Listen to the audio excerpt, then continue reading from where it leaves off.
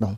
ठीक है, चलो तो 18 से 27 साल एज होती है, तो एज क्राइटेरिया का जरूर ध्यान रखना है। जनरल और ईडब्ल्यूएस के लिए एज होती है, ओबीसी के लिए 30 साल हो जाती है, एससी एसटी के लिए 18 से 32 साल हो जाती है। ठीक है, तो ये डाउट भी क्लियर बच्चे। अब जॉब प्रोफाइल कैसी है, तो जॉब प्रोफाइल के बारे में अगर बताऊं तो वैसे तो क्या काम करना होता है, ऑफिशियल ही काम है। जैसे आपके ऑफिसर ने दे दिया कि भाई ये मैटर टाइप कर लाओ, तो एलडीसी में ज्यादातर वो टाइपिंग का काम रहेगा। आपको फाइल ऑर्गेनाइज करनी पड़ेगी, कौन सी फाइल कहां रखनी है, कैसे फाइल बनानी है, वो सब यहां पे सिखाया जाता है। मेनली है डॉक्यूमेंटेशन को आप व्यवस्थित तरीके से रखें। ये एलडीसी जेएसए या डीईओ लगभग सेम काम होता है। डीईओ का बस ये बता देते हैं कि केवल मैटर टाइप करना काम नहीं होता, डेटा की एंट्री भी कुछ दी जा सकती है, किस डेटा को एंटर करो। तो वो डेटा एंट्री या एलडीसी में बहुत ज्यादा आपको जब मिनिस्ट्री के अंदर चले जाते हैं तो बहुत ज्यादा कामों में अंतर दिखाई नहीं देगा।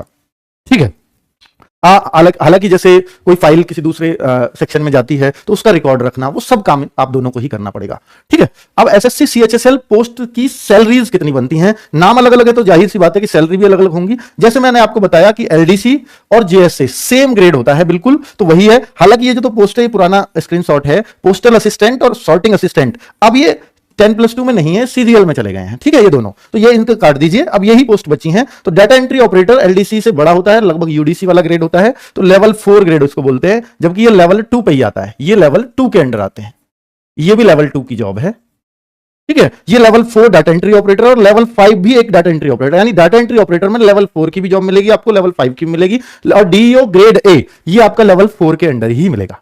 क्लियर, तो इसमें सैलरी अगर मैं बोलूं तो अलग अलग शहरों में अलग अलग सैलरी बन सकती है। जो बड़े शहर हैं वहां पर एचआरए थोड़ा हाउस रेंट वगैरह ज्यादा मिलता है, तो उन शहरों में अगर मैं एलडीसी की बात करूं तो 35 to 40K के बीच में आपकी सैलरी बनेगी। और जो थोड़े से लो क्लास शहर हैं उनमें ये सैलरी जरूर वेरी कर सकती है, 2-3 हजार रुपए कम बन सकती है। अगर मैं डाटा एंट्री ऑपरेटर की बात करूं जो लेवल 4 पर है, तो 4 वाले की करीब करीब ये सैलरी बन जाती है 45 to 50 के आसपास, इतनी सैलरी बन जाएगी। ठीक है, और जो लेवल 5 है ये 55 तक भी जा सकती है।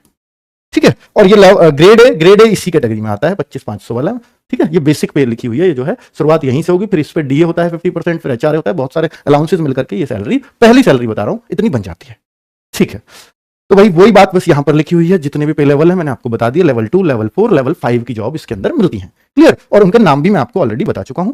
अब अगर मैं देखूं कि भाई एजुकेशनल क्वालिफिकेशन क्या होती है, तो मैं शुरुआत में बोल चुका हूं, क्योंकि सीएचएसएल नाम है तो हायर सेकेंडरी मतलब 12th स्टैंडर्ड की ही जॉब है, 12th ही इसमें चाहिए होती है किसी भी स्ट्रीम से। लेकिन यहां पर एक चीज है कि भैया 2 मिनिस्ट्री ऐसी हैं, अगर वहां पर ग्रेड ए वाला डीईओ मांगा गया है, डाटा एंट्री ऑपरेटर मांगा गया है, केवल 2 ministry, ministry of consumer affairs and एक है ministry of food and public, ये ministry of culture, food and public distribution and ministry of culture, ये 2-3 मिनिस्ट्री हैं। वैसे तो मिनिस्ट्री आपके सिर्फ 2-3 ही तो नहीं भाई, आप मंत्री देखो कितने आपको 40-50 मिल जाएंगे, तो मिनिस्ट्री बहुत सारी हैं। इनमें पोस्ट हो सकती है, मान लीजिए पोस्ट आती है करीब 4,000 के आसपास, तो इनमें हो सकती है 10-20 पोस्ट हो, उनको हटा दो, बाकी सबके लिए नॉर्मल 12th चलती है। इनमें जो 12th मांगी गई है उसमें इन्होंने बोल दिया कि science stream and with mathematics, इन इसके लिए सिर्फ, ये नहीं है कि ग्रेड ए पे सारे पे हो जाएगा मैथमेटिक्स, नहीं, सिर्फ ग्रेड ए की वैकेंसी जो इन मिनिस्ट्रीज में है, यानी आपको ये मिनिस्ट्री नहीं मिलेंगी अगर आप 12th पीसीएम से नहीं है तो, बस इतना सा मैटर है इस बात का, इसका और ज्यादा अर्थ है नहीं, यानी आप उस चंद पोस्ट के लिए एलिजिबल नहीं रह पाओगे।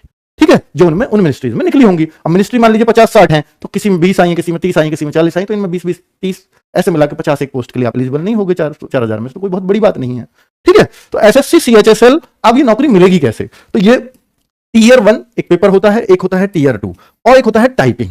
ठीक है, अब वो टाइपिंग जो है क्या सबको करनी अनिवार्य होती है, जी मैं उसके बारे में भी कंप्लीट डिटेल दूंगा, तो वो सबके लिए जरूरी है। इसमें बिना टाइपिंग के तो आपको जॉब नहीं मिल सकती, थोड़ी भी है, किसी में बहुत कम स्पीड भी है, किसी में थोड़ी फास्ट स्पीड भी है। जैसे टीयर 1 क्वालिफाइंग की मैं बात करता हूं, तो ये क्वालिफाइंग पेपर है जिसमें मैथ, रीजनिंग, जीएस और इंग्लिश आती हैं, और ये आपको मालूम है कि ये 25-25 क्वेश्चन होते हैं, एक क्वेश्चन 2 नंबर का होता है, 100 क्वेश्चन 200 मार्क्स के, और 200 में से जो करीब बच्चा 150-140 लाता है वही टीयर 1 क्वालिफाई करता है।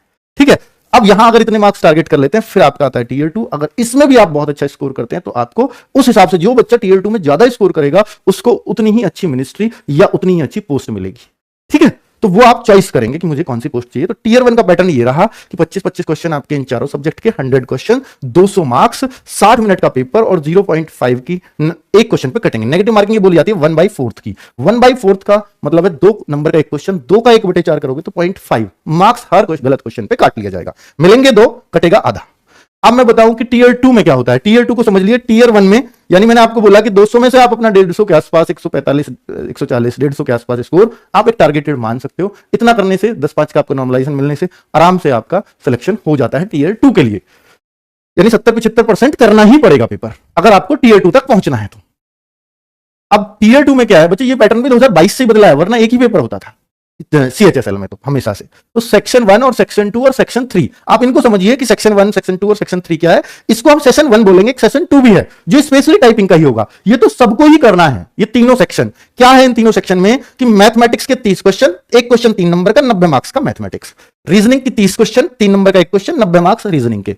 अब यहां पर इसके लिए 1 घंटा दिया जाता है, आप इसका टाइम ज्यादा इसमें लगा लो, इसमें कम लगा लो, ये कर सकते हो, लेकिन इसका टाइम इधर नहीं दे सकते। इनके लिए अलग 1 घंटा सेपरेट मिलेगा। उसमें क्या होगा, इंग्लिश के 40 क्वेश्चन, एक क्वेश्चन 3 नंबर का 120 मार्क्स की इंग्लिश, 20 क्वेश्चन आपके जीएस के 3 नंबर का एक क्वेश्चन 60 मार्क्स जीएस के। तो अगर मैं इन सबको जोड़ दूंगा तो ये 360 बन जाएगा। फिर ये क्या है, ये है कंप्यूटर, इसके लिए 15 मिनट अलग मिलते हैं, 15 ही क्वेश्चन है, एक क्वेश्चन 3 नंबर का 45 मार्क्स का कंप्यूटर। लेकिन यहां पर आपको सिर्फ, अगर आप जनरल कैटेगरी में हो तो आपको यहां पर 6 क्वेश्चन करने अनिवार्य, यानी 40% पर लाने से, 40 नहीं शायद 30 है, पर आप ये मान लीजिए 5-6 क्वेश्चन करने से हमारा यहां पर सिलेक्शन हो जाता है। 15 में से जो बच्चा 5 क्वेश्चन कर रहा है वो कंप्यूटर को क्वालिफाइंग कर जाता है।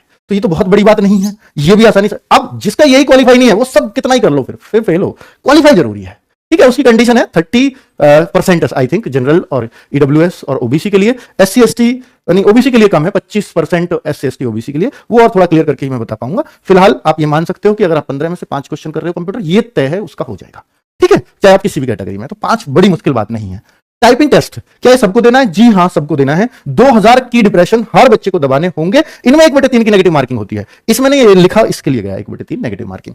ये 2000 की डिप्रेशन, 2000 की डिप्रेशन होता क्या है आप ये समझिए। टाइपिंग में अगर 2000 की डिप्रेशन है तो ये माना गया है कि जितनी, देखिए स्पेस भी है उसमें, वो भी काउंट होता है, जबकि स्पेस से कोई लेटर नहीं लिख रहे हम, फिर भी वो काउंट होता है। तो आप ये मान लीजिए 5 की डिप्रेशन का एक शब्द माना जाता है। तो आप ये मानिए कि ये 400 आया, तो 400 वर्ड्स आपको दबाने होंगे 15 मिनट में। आप कहो सर ये फिर वर्ड्स क्यों नहीं लिख देता? क्योंकि वर्ड्स तो बेटा हो सकता है कोई 10 लेटर का भी होता हो, 20 लेटर का भी। फिर तो आपको इल्जाने के लिए एसएससी कल को ये भी क्राइटेरिया तय कर सकती है, मैं तो लंबे लंबे वर्ड्स दूंगी, या बच्चे को भी ये लगेगा कि मेरे में तो बहुत लंबे लंबे वर्ड्स आ गए। तो ये इसलिए की डिप्रेशन का कॉन्सेप्ट रखा गया है कि लंबे आए या छोटे आए, की डिप्रेशन टोटली इतना ही बनता है। तो भाई 15 मिनट में अगर 400 है तो ये स्पीड बैठती है करीब 26.6 WPM। मेरे ख्याल से 26-27 की स्पीड वर्ड पर मिनट हर एक बच्चा दबा देगा, और ये सिर्फ इंग्लिश में होती है। तो क्वालिफाइंग करना है इतना तो सभी को।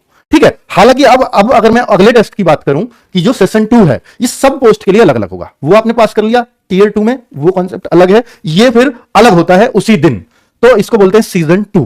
तो ये सीजन 1 था। तो यहां पर 3 अलग अलग टाइपिंग कराई जाती है। अगर आपने सारी पोस्ट के लिए ऑप्ट किया है तो आपको ये तीनों ही टाइपिंग देनी होंगी। जैसे ये एक टाइपिंग है पार्ट ए डीईओज के लिए। ठीक है, तो ये डीईओज के लिए इसमें होती है करीब हर किसी में अपनी अपनी स्पीड होती है। तो ये 15 मिनट का ये भी एक टेस्ट होता है। इसमें करीब 3700 से 4000 की डिप्रेशन आपको 15 मिनट में दबाने होते हैं। जो 2000 थे ना वो 4000 हो गए। तो ये करीब स्पीड बैठती है 45-50 की WPM की स्पीड, बहुत खतरनाक है। ठीक है, एक स्पीड होती है करीब ये अगर मैं यहां देखूंगा तो ये हो जाती है करीब 2700 शायद की डिप्रेशन के आसपास होती है, 2300-2400, ऐसे कोई फिक्स नहीं होता। 2300 से 2500 की डिप्रेशन हो जाते हैं एक में। और जो LDC है इसमें होती है करीब, ये इंग्लिश की भी दबा सकते हो, इसमें हिंदी भी चुन सकते हो। इन सब में इंग्लिश ही दबाने चुनना होगा आपको। तो ये 35 WPM की अलग देनी पड़ती है, इंग्लिश की, और हिंदी की 30 WPM की। ठीक है, अगर आपने LDC को भी चुना है तो, और अगर आपने इनको चुना है तो इनकी अपनी अपनी अलग अलग स्पीड है। तो भाई ये आपको पूरा क्लैरिटी मैंने कर दी है। और ये वही स्पीड वही है जिनमें वो मेंशन्ड है ना, वो मिनिस्ट्री स्पेशल जिनमें साइंस साइड मांग रहे थे, वही मिनिस्ट्री स्पेशली मेंशन कर दी है नोटिफिकेशन में 8.1 में कि इनके लिए ही इतनी खतरनाक स्पीड चाहिए, और बाकियों के लिए वो नॉर्मल है। ठीक है, वो बहुत खास स्पीड नहीं होती। चलिए, तो ये आपने समझ लिया है पूरा मॉड्यूल इसका। और अब हम और आगे बढ़ सकते हैं। देखिए वो जो की डिप्रेशंस थे जिसको मैं बता रहा था 3700 से 4000 पार्ट ए में, पार्ट बी में ये 2000 से 2200, मैं 2300 ज्यादा ही बता रहा हूं आपको, ये 2000 से 2200 है। तो ये करीब ऐसा है जैसा आपने उसमें कर दिया। ठीक है, 2000 से 2200 की डिप्रेशन, यानी ये स्पीड वही स्पीड है जो 27-28 WPM, जिसको हर बच्चा आराम से कर देता है। तो डाटा एंट्री ऑपरेटर की टाइपिंग पास करना बहुत आसान है, इसको हर बच्चा कर जाता है। बहुत सारे बच्चे मैंने देखे हैं एक उंगली से टाइप करते थे, देख देख के वो भी इसमें पास हो जाते थे। लेकिन LDC में थोड़ी ज्यादा स्पीड, और ये बहुत खतरनाक स्पीड है। ठीक है, वो सब नोटिफिकेशन से मैंने लिखा है, और ये सब चीजों की डिटेल यहां दी हुई है। ठीक है, चलिए और आगे अगर मैं बात करूं पार्ट सी यानी LDC की टाइपिंग स्पीड, जो मैंने आपको बताई 30 WPM हिंदी की और 35 WPM इंग्लिश की चाहिए होती है।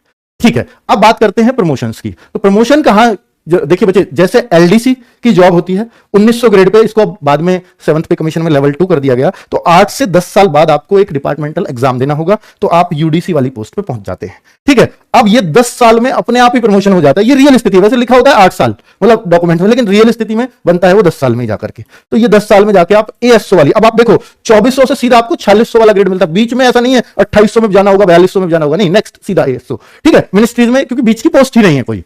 ठीक है, अब सीधा इसमें आप 5 साल में एक एग्जाम दे सकते हो। अगर आप एएसओ बन चुके हो तो फिर आप 5 साल बाद एसओ का एग्जाम दे सकते हो, और ये 4800 ग्रेड पे 4 साल रहता है। 4 साल बाद ये 5400 ग्रेड पे खुद ही खुद हो जाता है, कोई टेस्ट देने की जरूरत नहीं होती। तो एक एलडीसी एसओ लेवल तक बहुत आराम से पहुंच जाता है प्रमोशन से ही, बिना डिपार्टमेंटल एग्जाम पास किए भी, लास्ट तक। ठीक है, तो ये अब तक का रिकॉर्ड रहा है। अब मैं बात करूं कि सर डाटा एंट्री ऑपरेटर है तो उसका प्रमोशन का क्या होता है, तो ये 10 साल बाद डाटा एंट्री ऑपरेटर की लाइन अलग चलती है, ये सेक्शन ऑफिसर वाली लाइन नहीं होती। जूनियर अकाउंटेंट ऑफिसर जेए बोलते हैं, ये सीजीएल के अंडर भी ये पोस्ट आती है, तो ये 2800 ग्रेड पे की पोस्ट है, लेवल 5 बोलते हैं 2800 ग्रेड पे को। फिर डबल ए बन जाते हैं 4800, सीधा देखो 2800 से 4800 ये भी होता है, लेकिन ये आफ्टर डिपार्टमेंटल एग्जाम के बाद ही ये बन पाते हैं, और लास्ट आते आते आप एओ बन जाते हैं, 5400 ग्रेड पे तक आराम से ले जाते हैं।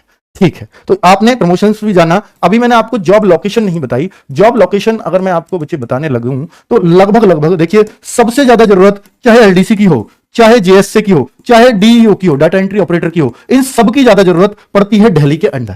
सबसे ज्यादा जरूरत तो दिल्ली के अंदर है।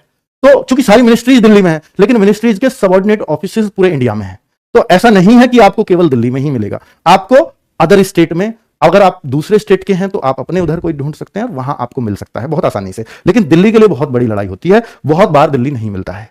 तो फिर आपको कि उसका एक प्रोसेस है, हाँ बिल्कुल प्रोसेस है, कुछ एक टाइम पे आपको उस जॉब लोकेशन पे ही जॉब करनी पड़ेगी, फिर आप एक टाइम के बाद ट्रांसफर ले सकते हैं, ये एक तरीका होता है। ठीक है, तो जॉब लोकेशन ऑल इंडिया की नौकरी है, कहीं भी आपकी आ सकती है, उसके बाद एक प्रोसेस के अंडर आके आप ट्रांसफर ले सकते हो। तो ये सारी चीजें मैंने आपको जो बताई हैं सीधा सिर्फ और सिर्फ CHSL यानी 10+2 के लिए बताई हैं। टियर 2 की कट ऑफ कितने पे जाती है, डाटा एंट्री ऑपरेटर कितने पे मिल जाता है, एलडीसी कितने पे मिलता है, ये सब अलग अलग सवाल आपके बहुत सारे हो सकते हैं, उसके लिए एक सेपरेट वीडियो बनेगा, वरना ये वीडियो बहुत लंबा हो जाएगा, तो उसको किसी और वीडियो में जिक्र कर लेंगे। धन्यवाद, नमस्कार।